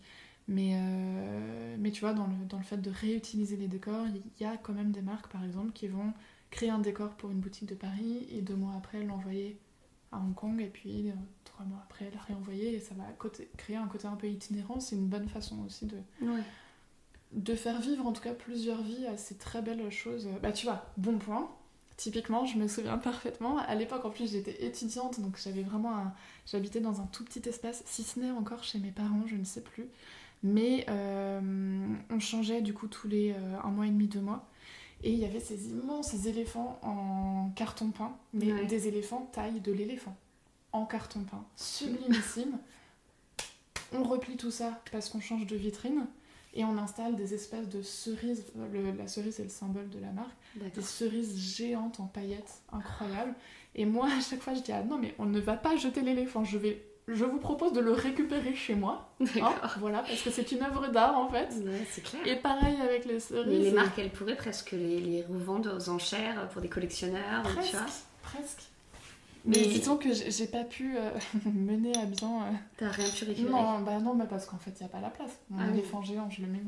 Ouais. Et c'était un crève-cœur, en fait, à chaque fois, de voir ces décors. Et est-ce que, du coup, là, tu dis que dans ce domaine-là, vous commencez à vous poser la question de comment donner une seconde vie à tout ça. Quelles sont un peu les nouvelles tendances ou les défis, justement, du design retail dans lequel tu travailles pour demain?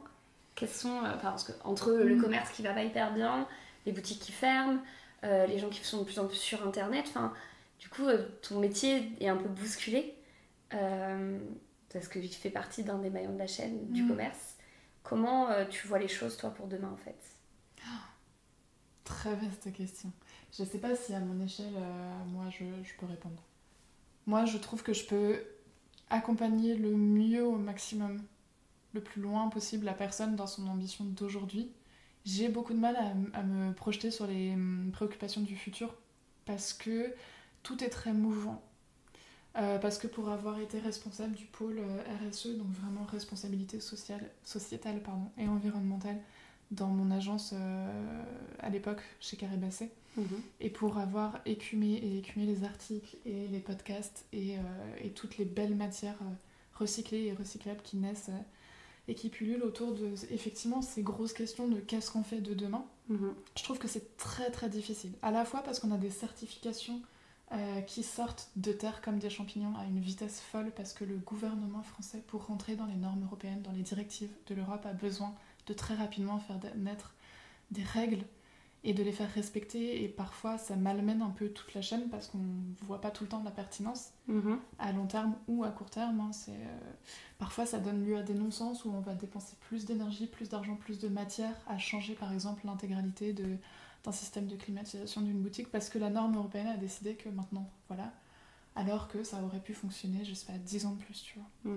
Donc on n'est que sur des niveaux comme ça d'échelle et de questionnement qui sont très difficiles parce que parfois remplacer quelque chose d'ancien va générer plus de pollution alors que le système peut encore fonctionner, et en réalité on a quand même envie de le faire parce que ça voudrait dire qu'on rentre plus tôt et le plus tôt possible dans la nouvelle page de la marque. C'est pareil pour les matières par exemple.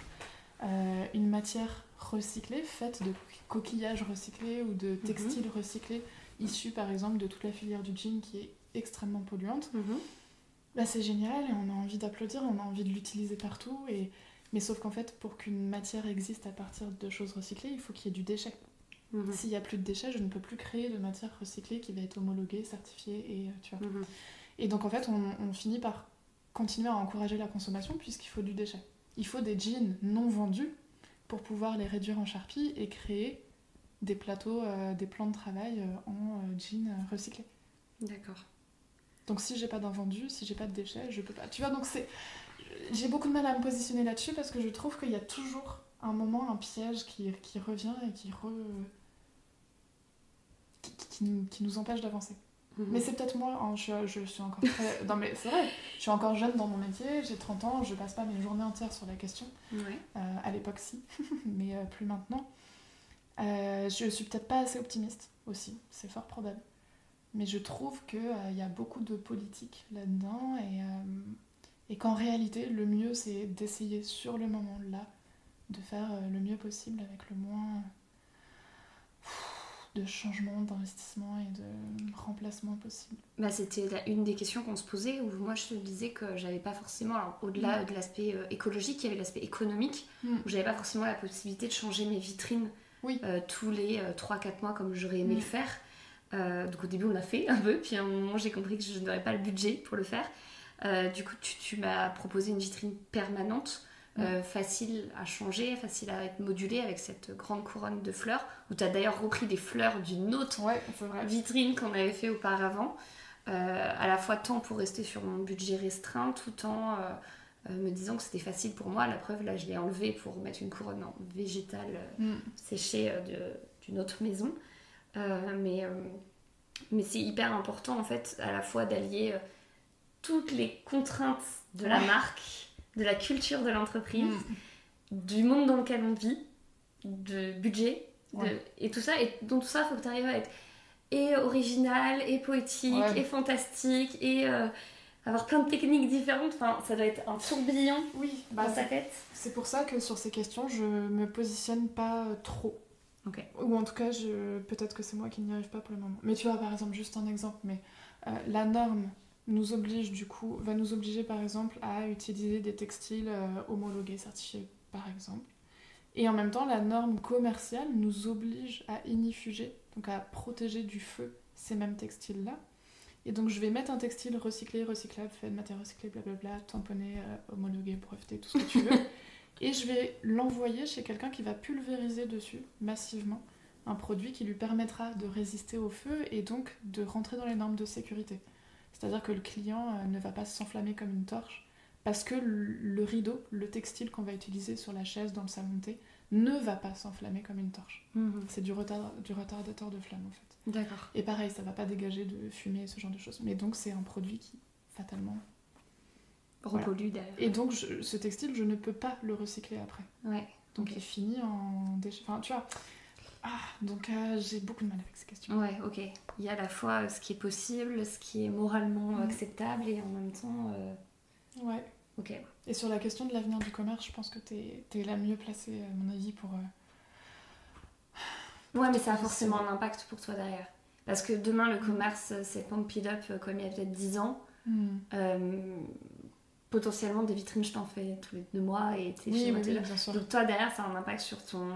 c'est vrai. Sur la qualité de ton travail, sur ce que tu peux proposer. Enfin, t'as forcément eu des limites que t'avais pas chez Bonpoint ou chez Hermès, que nous, on a en tant que déjà commerce indépendant. Je vais pas dire petit commerçant, parce que non, c'est pas commerce vrai, indépendant. mais commerce indépendant, que... Enfin, tu vois, ça a forcément un impact quelque part. On le voit, les vitrines de grandes chaînes, pourtant, parfois, ils mettent juste des boîtes en carton de couleur qui vont juste un coup rajouter une petite photo dessus et puis le lendemain, un petit nœud pour faire Noël. Et en fait, on sent que de manière générale, il y a une ambiance où... Mais même, tu l'avais dit, une année où tu étais arrivée à Tours, au tout début, où on s'était rencontrés, donc il y a au moins 3 ans, où tu disais, c'est fou ce nombre de vitrines où ils font rien, quoi. Et tu vois, moi la première cette année, on fait pas grand chose, on a pris du postcard, on a écrit au feu. Parce que toi, c'est pas un défaut de vision. Moi, quand je dis c'est fou ce nombre de vitrines où ils font rien, en réalité, c'est pas juste la vitrine, c'est-à-dire il n'y a pas d'intention. Quand tu rentres, le vendeur n'a pas de discours de marque, il ne t'accueille pas, il est presque derrière son comptoir, le logo date des années 90, Ouais. il n'est plus adapté à la clientèle d'aujourd'hui, la sélection de produits ne correspond plus à ce que la clientèle consomme aujourd'hui. On est encore sur des grandes sélections faites sur catalogue et ce genre de choses. Je te parle vraiment d'un ensemble, bien hein. Je sûr. ne me permettrai pas de... Toi, cette année, tu n'en fais pas parce que tu as placé en fait ton argent ailleurs stratégiquement, ce que je trouve génial, de savoir très exactement où tu vas allouer en fait ta trésorerie. C'est beaucoup plus rassurant et même si ça veut dire qu'on ne travaille pas ensemble cette année, moi, ça me rassure de savoir que tu as une idée très précise de ce que tu fais, de ton argent, tu vois. Quand je travaille avec toi, j'ai confiance parce que je sais que tu sais ce que tu fais. Voilà. Et donc toi, tu le fais pas par manque d'intention, tu le fais pas par manque de messages à transmettre, tu le fais pas par manque d'amour à transmettre à ta clientèle ou à ton métier. Tu le fais parce que là, t'as investi ailleurs. C'est très différent. Mais ça, le client, il peut pas le savoir en passant juste devant ma vitrine. Non, mais t'as tous tes investissements passés qui viennent soutenir tout ton langage. T'as encore toute ta boutique qui est magnifique, t'as toutes ces sélections de produits, ces immenses bibliothèques de produits tous plus beaux les uns que les autres, t'as encore ta stratégie de contenu, tu vois, tu crées encore tes événements et tout, donc ton écosystème est tellement bien pensé qu'il continue de... Enfin, tu vois, il n'a pas besoin... Une vitrine pour Noël, c'est génial, et bien sûr qu'il y a un côté un peu indispensable et attendu, en tout cas. Ouais. Mais ton écosystème est tellement bien positionné et tellement puissant qu'il continue à exister si tu enlèves un maillon de la chaîne. Ouais. Donc tu penses que si tu as un crash d'Instagram cette nuit, je tes clientes d'amour, quand elles rentreront dans la boutique Maison Pan, elles seront encore merveilleusement accueillies et on les conseillera encore et on les dirigera encore vers les produits dont elles ont besoin et dont elles ne savaient même pas qu'elles avaient besoin. Exactement. Du coup, pour toi, tu parlais que tu avais une discipline finalement, un métier qui est très vaste, qui touche à la fois, comme on disait, à l'aspect intellectuel, stratégique, et en même temps presque rêveur et magique. C'est quoi un peu les prochaines étapes là pour toi? Tu vas aller sûrement en agence pour retrouver cette flamme aussi créative et intense. Comment tu vois la suite pour Studio Raphaël ou pour Raphaël Malou tout court? Pour Studio Raphaël, effectivement, un peu de patience, ça fait pas de mal. J'ai démarré très très feu, très très flamme, très très fort tout de suite en me faisant moi-même aider par des experts, des coachs, tu vois, moi-même, carrément, pour vraiment créer l'univers le plus percutant, le plus rapidement possible et être très vite opérationnel. J'ai tout fait dans la vitesse parce que j'ai tout fait dans la passion. Et du coup, du calme un peu, du recul, je pense que ça va faire beaucoup de bien. En parlant de papier, moi j'ai un projet que j'ai depuis 1 an et demi à peu près et qui du coup ça peut être le bon moment, tu vois, finalement pour le développer, et qui est de créer un espèce de jeu de cartes mi-tarot, mi-jeu de cartes de développement créatif en fait. Ok.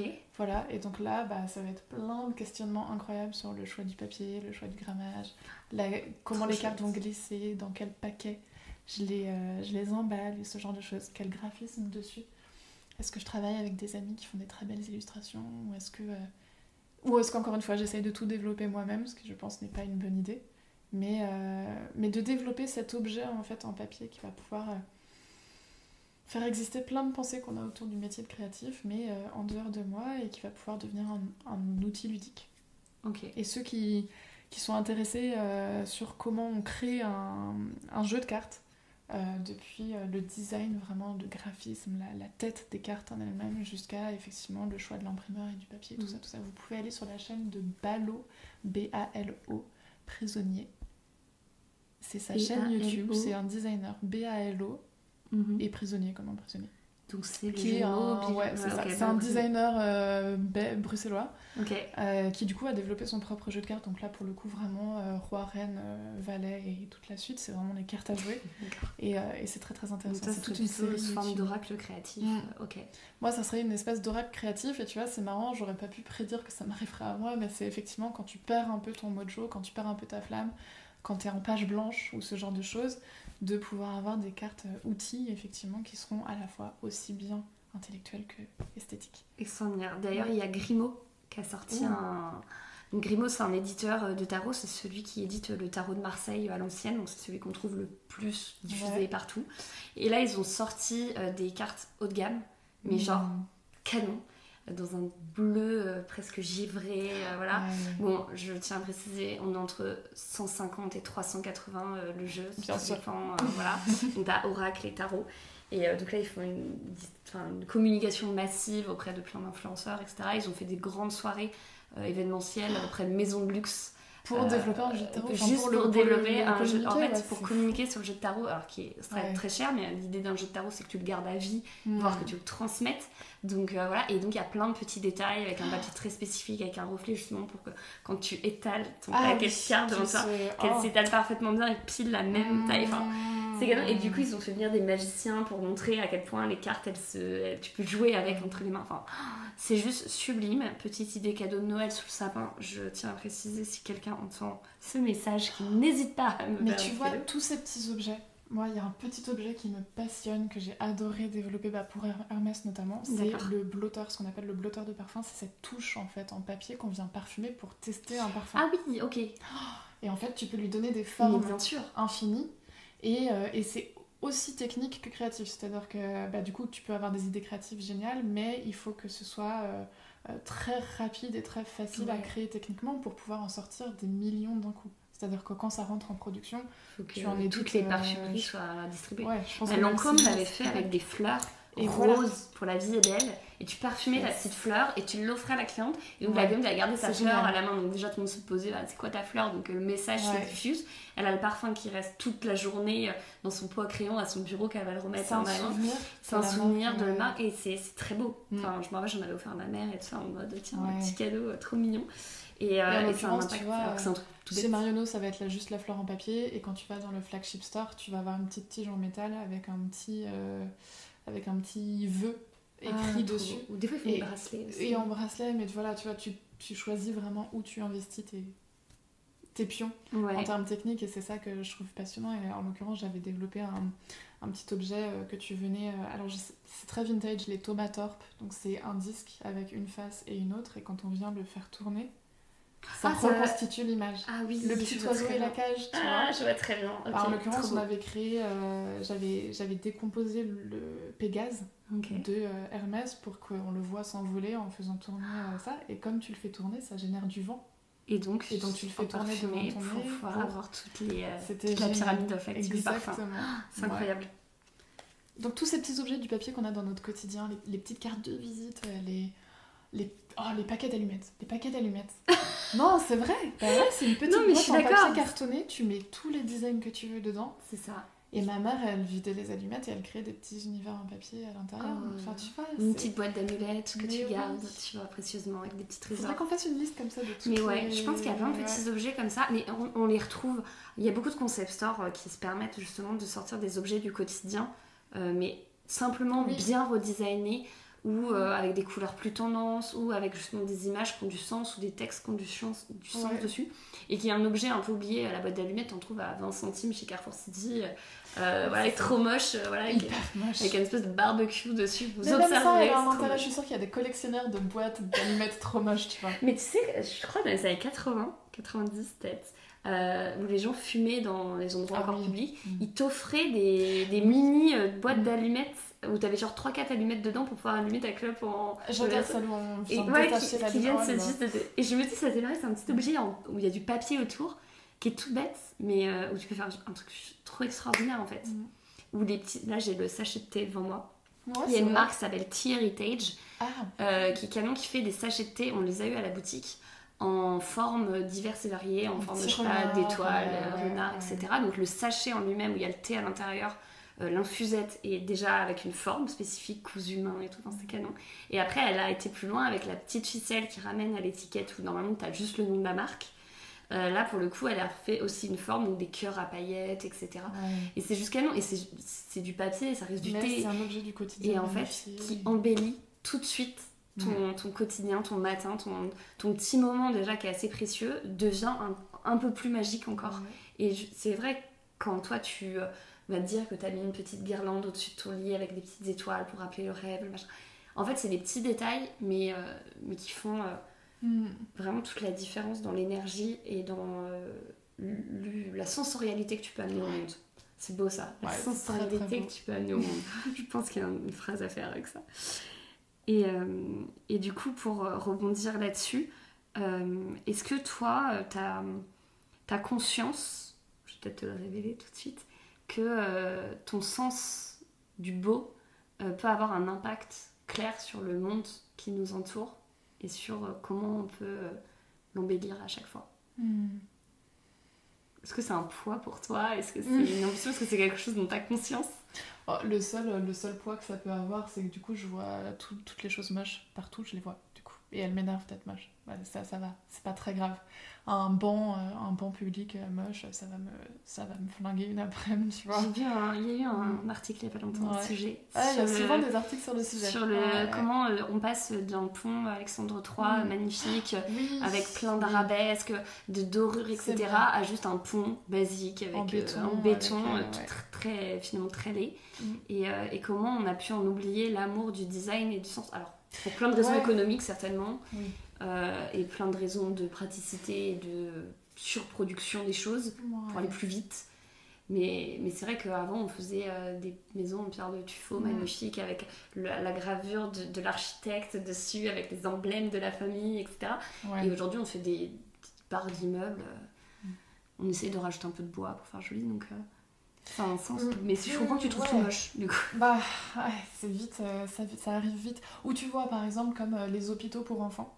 Ils ont une énorme démarche d'embellir leurs hôpitaux et de travailler leurs couleurs et de mettre des graphismes et des fresques et des... Tu vois, par exemple, sur celui de Tours, qui est boulevard Béranger, si je dis pas de Clocheville. Clocheville, exact.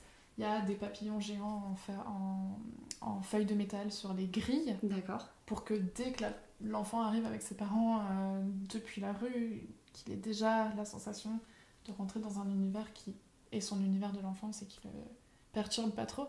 Par exemple, ça me rend ouf, parce que je me dis, mais nous les adultes, on a besoin aussi en fait.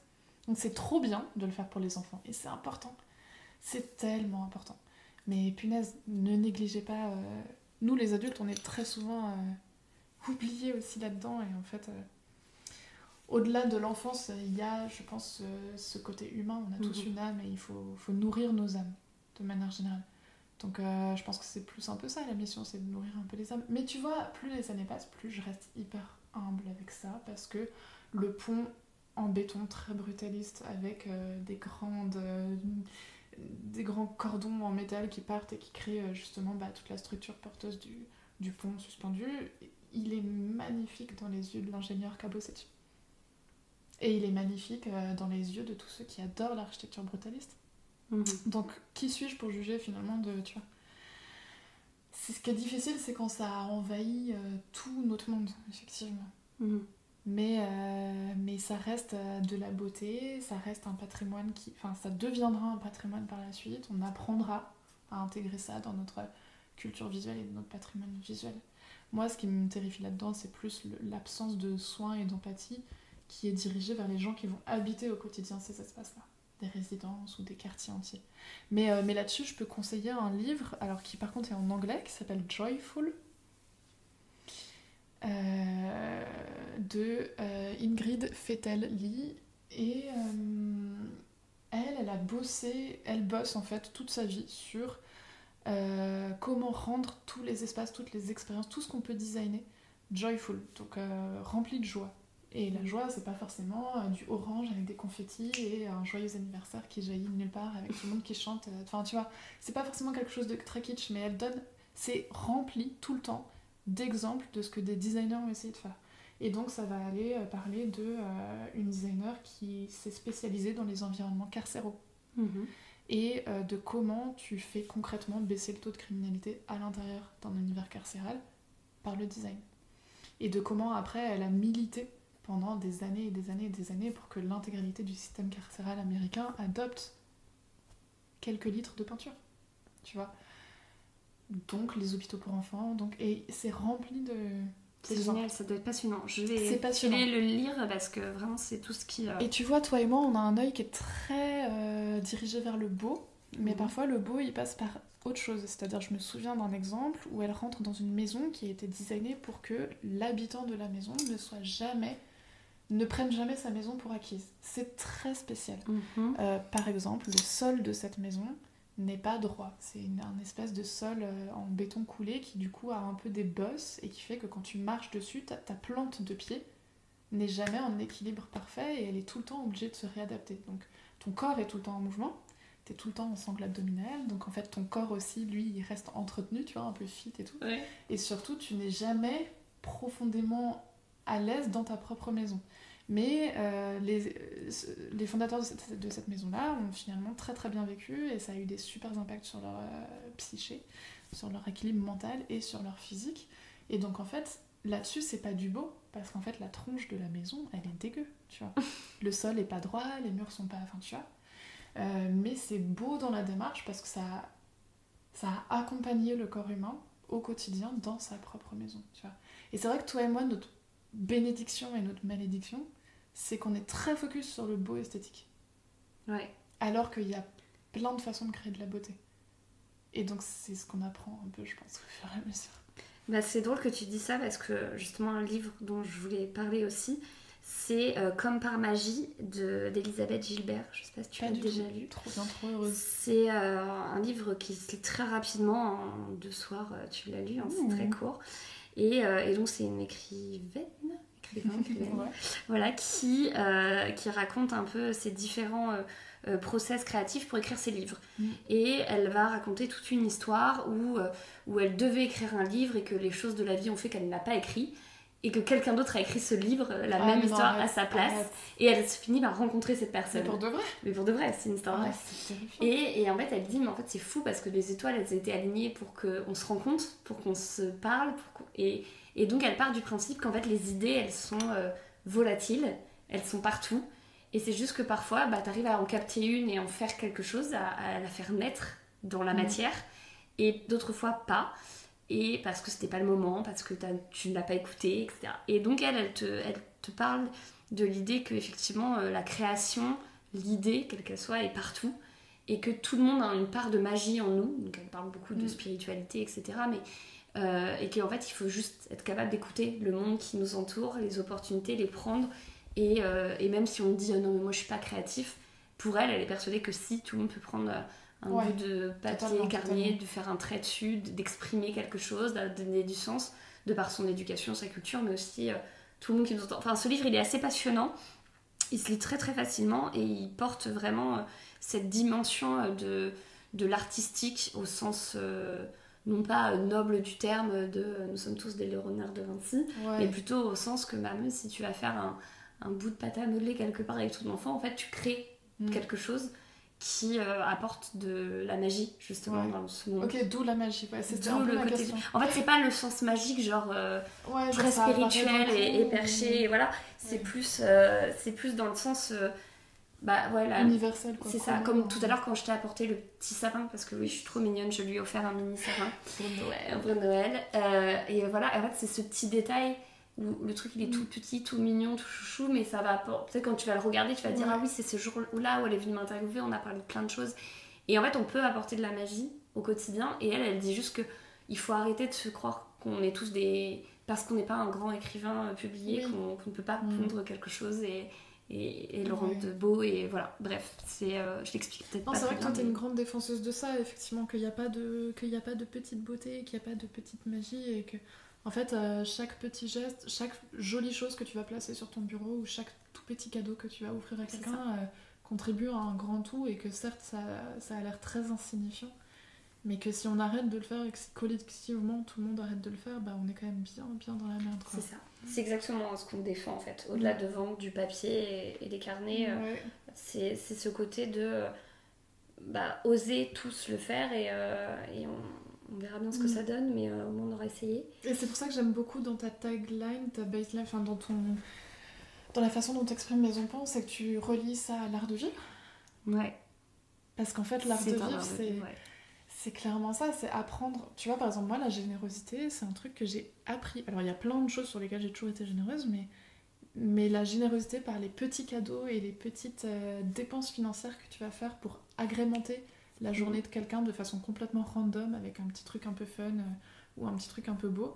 C'est quelque chose que j'ai vraiment appris au fur et à mesure du temps, en observant en fait les humains faire et en me disant « Ah, ok, quand on vient dîner chez quelqu'un, on apporte quelque chose qui a une intention derrière. Ah, ok, quand on clôt une collaboration, on fait un très beau cadeau. D'ailleurs, peut-être que c'est pas quand on clôt la collaboration, peut-être que c'est... j'ai une amie qui s'appelle Audrey Laurel, qui est graphiste culinaire, qui fait des univers très très beaux pour des marques d'épicerie fine, de restaurants et de ce genre de choses. Elle commence une collaboration client en envoyant un calendrier de l'Avent. Elle a créé tout un calendrier de l'Avent qui est entièrement détaché de Noël. Trop génial. Et en fait, tu ouvres des petites cases et quand tu l'ouvres, ça te dit pour te préparer au mieux à ton projet, tu peux aujourd'hui prendre du recul.